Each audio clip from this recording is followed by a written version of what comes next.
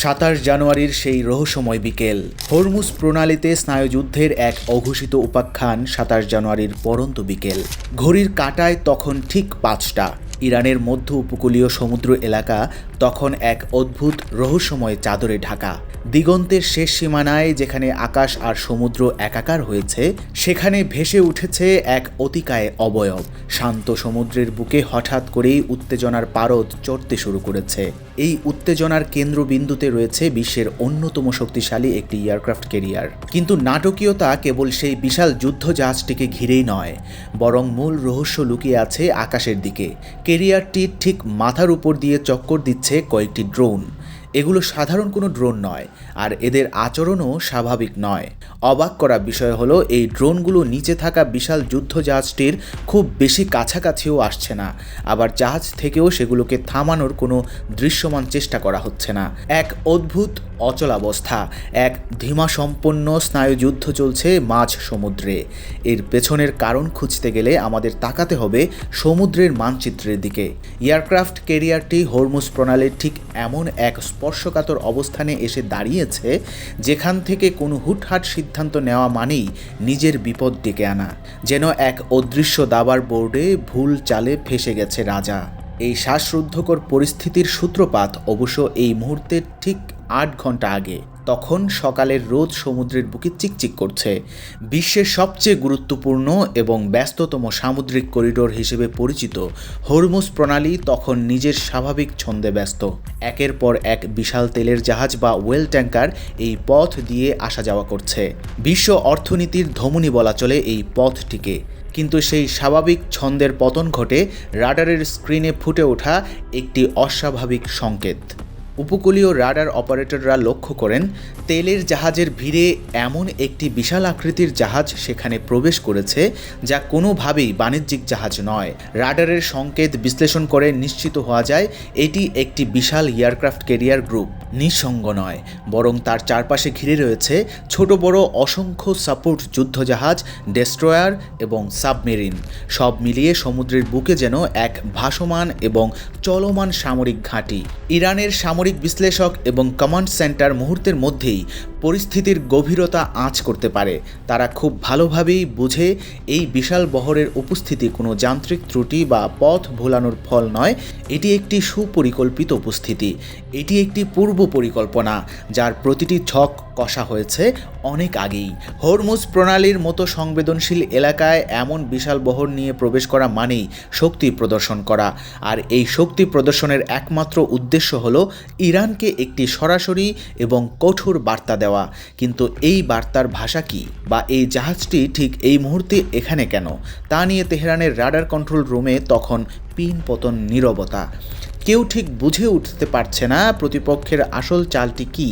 সময় যত গড়াতে থাকে, পরিস্থিতি তত ঘোলাটে হতে শুরু করে। এয়ারক্রাফট ক্যারিয়ারটি প্রণালীর এতটাই গভীরে এবং ইরানের উপকূলের এতটাই কাছাকাছি এসে অবস্থান নেয় যে উপকূলীয় সাধারণ রাডার সিস্টেমগুলোতে এর প্রতিটি মুভমেন্ট বা নড়াচড়া পরিষ্কারভাবে ধরা পড়তে থাকে। তেহরানের সামরিক কন্ট্রোল রুমের পরিবেশ তখন থমথমে। বিশাল বিশাল ডিজিটাল স্ক্রিনগুলোর প্রতিটিতে তখন একটাই ছবি, সেই ক্যারিয়ার গ্রুপের লাইভ ট্র্যাকিং। লাল বিন্দুর নড়াচড়া বলে দিচ্ছে প্রতিপক্ষ কতটা দুঃসাহস দেখাচ্ছে। কিন্তু ইরান জানত, একটি ভুল সিদ্ধান্ত পুরো পরিস্থিতিকে নিয়ন্ত্রণের বাইরে ঠেলে দিতে পারে, আর ফলাফল হতে পারে ভয়াবহ। তাই তারা বেছে নেয় এক ভিন্ন কৌশল, ধৈর্য এবং বুদ্ধিমত্তার এক অনন্য সংমিশ্রণ। ইরানের প্রথম ধাপটি ছিল অত্যন্ত কৌশলী। তারা কোনো মিসাইল ছুড়ল না, কোনো সতর্ক বাণীও উচ্চারণ করল না। পরিবর্তে আকাশে পাঠানো হলো একদল নজরদারি ড্রোন। নিঃশব্দ ঘাতকের মতো এই ড্রোনগুলো একের পর এক উড়ে গেল সমুদ্রের দিকে। তাদের গন্তব্য সেই বিশাল এয়ারক্রাফট ক্যারিয়ার। ড্রোনগুলো যখন ক্যারিয়ার গ্রুপের কাছাকাছি পৌঁছালো, তখন শুরু হলো এক নতুন খেলা। এরা নীরবে জাহাজটির চারপাশে চক্কর দিতে শুরু করলো। কখনো উচ্চতা বদলাচ্ছে, কখনো দিক পরিবর্তন করছে, আবার কখনো দূরে সরে গিয়ে ফের ফিরে আসছে। এই আচরণ প্রতিপক্ষকে বিভ্রান্ত করার জন্য যথেষ্ট, কারণ এই ক্যারিয়ারটি ডেক বা ছাদের উপরেই সবসময় প্রস্তুত থাকে 100টিরও বেশি আধুনিক যুদ্ধ বিমান। সাথে থাকা সাপোর্ট জাহাজগুলোতে থাকে শত শত দূরপাল্লার মিসাইল, যা নিমেষেই যে কোনো শহর ধ্বংস করে দিতে পারে। এই ড্রোনগুলো ইরানের সামরিক ভাণ্ডারের অন্যতম গর্ব। আগের যে কোনো সিরিজের চেয়ে এগুলো অনেক বেশি উন্নত, দ্রুত গতিসম্পন্ন এবং নিখুঁত।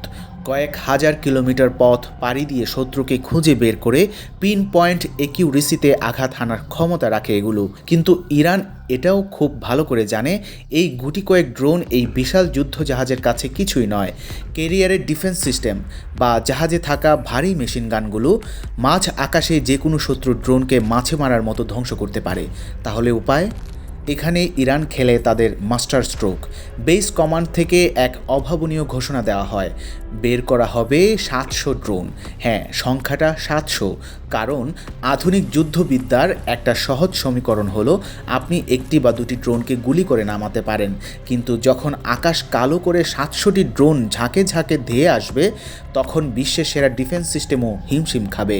এতগুলো ড্রোনকে একসাথে থামানো এই ক্যারিয়ার গ্রুপের পক্ষে প্রায় অসম্ভব। এটি ছিল এক মনস্তাত্ত্বিক চাপ সৃষ্টির কৌশল। এদিকে সারাক্ষণ নজরদারি করার জন্য যে ড্রোনগুলো জাহাজটির মাথার উপর উঠছিল, সেগুলো এক পর্যায়ে কিছুটা বেশি সাহসিকতা দেখিয়ে কাছাকাছি চলে আসে, আর তখনই ঘটে বিপত্তি। যুদ্ধ জাহাজের শক্তিশালী রাডারে ধরা পড়ে যায় এই অনাহত অতিথিরা। সংকেত পাওয়ার সাথে সাথেই ক্যারিয়ার থেকে একটি যুদ্ধ বিমান গর্জন করে আকাশে ডানা মেলে। উদ্দেশ্য পরিষ্কার, ড্রোনগুলো ধ্বংস করা বা ভয় দেখানো। কিন্তু ড্রোনগুলো যেন আগে থেকে জানতো এমনটি হবে। যুদ্ধ বিমানটি ধেয়ে আসার আগেই ড্রোনগুলো তাদের উচ্চতা বাড়িয়ে কয়েক কিলোমিটার উপরে উঠে যায় এবং মেঘের আড়ালে রাডার থেকে হারিয়ে যায়। সমুদ্রে ভাসমান সেই বিশাল এয়ারক্রাফট ক্যারিয়ারের কমান্ড সেন্টারে তখন অস্বস্তি বাড়ছে। তারা বুঝতে শুরু করেছে পরিস্থিতি আরও স্বাভাবিক নেই। তারা সামনে এগুচ্ছে না, আবার পুরোপুরি পিছু হটেও যেতে পারছে না, কারণ তারা এখন যেখানে অবস্থান করছে সেটি প্রকৃতির তৈরি এক ফাঁদ। হরমুজ প্রণালী ভৌগোলিকভাবে এমন একটি জায়গা যেখানে একবার ঢুকে পড়লে বের হওয়ার পথগুলো অত্যন্ত সংকীর্ণ। এটি কোনো খোলা মহাসাগর নয় যেখানে চাইলেই বিশাল জাহাজ ঘোরানো যায়। এই বিশাল আকৃতির যুদ্ধ জাহাজকে 180 ডিগ্রি ঘুরিয়ে পিছু হটতে গেলে যে পরিমাণ জায়গা এবং সময়ের প্রয়োজন, তা সেখানে নেই। ইরান এই ভৌগোলিক সীমাবদ্ধতা বা এই কঠোর বাস্তবতাকেই তাদের সবচেয়ে বড় হাতিয়ার হিসেবে ব্যবহার করছে। তারা জানতো জাহাজটি চাইলেই চট করে পালাতে পারবে না। ইরান তখনও কোনো আনুষ্ঠানিক ঘোষণা দেয়নি, তারা কোনো হুমকি দেয়নি, কোনো আলটিমেটাম দেয়নি, এমনকি কোনো জবাবও দেয়নি। তারা শুধু তাদের কাজের মাধ্যমে বিশ্বকে দেখিয়েছে প্রযুক্তি আর ডিফেন্স সিস্টেমে তারা কতটা উন্নতি করেছে। নীরবতাই যে সবচেয়ে বড় গর্জন হতে পারে তা প্রমাণ করে দিচ্ছিল তেহরান। ইতিমধ্যে ইরানের উপকূল জুড়ে সাজ রব। প্রতিটি উপকূলীয় air defence unit, anti drone unit এবং আকাশ প্রতিরক্ষা ব্যবস্থার সব রাডার সচল করা হয়েছে। মিসাইল ব্যাটারিগুলোর মুখ ঘুরিয়ে রাখা হয়েছে সমুদ্রের দিকে। সব কিছু প্রস্তুত, শুধু একটি আদেশের অপেক্ষা। ক্যারিয়ার গ্রুপের কমান্ডাররা বুঝতে পারেন এখান থেকে হঠাৎ করে বের হয়ে যাওয়া যেমন সহজ নয়, তেমনি সামনে এগোনোর সুযোগও নেই। সামনে এগুলে তা হবে যুদ্ধ ঘোষণার সামিল, আর পিছু হটলে তা হবে অপদস্থ হওয়া। ইরানের ড্রোনগুলো তখনও আকাশে, তারা চোখের পলকে দিক বদলাচ্ছে, শো শো শব্দে জানান দিচ্ছে নিজেদের উপস্থিতি। বারবার তারা ক্যারিয়ারের ক্রুদের মনে করিয়ে দিচ্ছে, তোমরা আমাদের নজরে আছো, তোমাদের প্রতিটি পদক্ষেপ আমরা দেখছি। এই মনস্তাত্ত্বিক চাপ যে কোনো যুদ্ধের চেয়েও ভয়াবহ। পরিস্থিতি তখন এমন এক পর্যায়ে পৌঁছেছে যেখানে দুই পক্ষই মুখোমুখি, কিন্তু কেউ প্রথম গুলিটি ছুটছে না। দুই দিকেই সবাই চুপচাপ, কিন্তু সেই চুপচাপ থাকার মাঝে লুকিয়ে আছে বারুদের গন্ধ। পরিস্থিতির এই টানাপোড়েনের মাঝেই ইরানের সর্বোচ্চ নেতা আয়াতুল্লাহ খামেনি এক তাৎপর্যপূর্ণ বার্তা দেন। তিনি স্পষ্ট ভাষায় বলেন, ইরান কাউকে আগ বাড়িয়ে আঘাত করতে চায় না, তারা যুদ্ধপিপাসু নয়। তবে যদি কেউ ইরানকে আঘাত করার দুঃসাহস দেখায়, তবে তার ফলাফল কেবল এই প্রণালীতে সীমাবদ্ধ থাকবে না, বরং পুরো মধ্যপ্রাচ্যে ছড়িয়ে পড়বে আগুনের লেলিহান শিখা। এই বার্তাটি ছিল স্পষ্ট এবং দ্ব্যর্থহীন। এটি কেবল একটি বিবৃতি ছিল না, এটি ছিল ক্যারিয়ার গ্রুপের উপস্থিতির সরাসরি জবাব। হরমুজ প্রণালীর বুকে উত্তেজনা কমে না। দুই দেশ, দুই ভিন্ন মতাদর্শ এবং দুই বিশাল সামরিক শক্তি এক ঠান্ডা নীরবতার মাঝে দাঁড়িয়ে থাকে। যুদ্ধের দামামা না বাজিয়েও যে প্রতিপক্ষকে থমকে দেওয়া যায়, ইরান তার এক নিখুঁত উদাহরণ তৈরি করে। বিশাল এয়ারক্রাফট ক্যারিয়ারটি তার সমস্ত মারণাস্ত্র নিয়েও অসহায়ের মতো দাঁড়িয়ে থাকে সংকীর্ণ জলরাশির মাঝে। আর মাথার উপর তখনও চক্কর দিয়ে যাচ্ছে ক্ষুদ্র কিন্তু ভয়ঙ্কর সেই ড্রোনগুলো। এক অদৃশ্য সুতোয় ঝুলে থাকে পুরো অঞ্চলে শান্তি ও স্থিতিশীলতা। সমুদ্রের ঢেউয়ের শব্দ ছাড়া আর কোনো শব্দ নেই, কিন্তু সেই নীরবতাই যেন চিৎকার করে বলছে, এখানেই নির্ধারিত হচ্ছে আগামীর ভূরাজনীতির গতিপথ।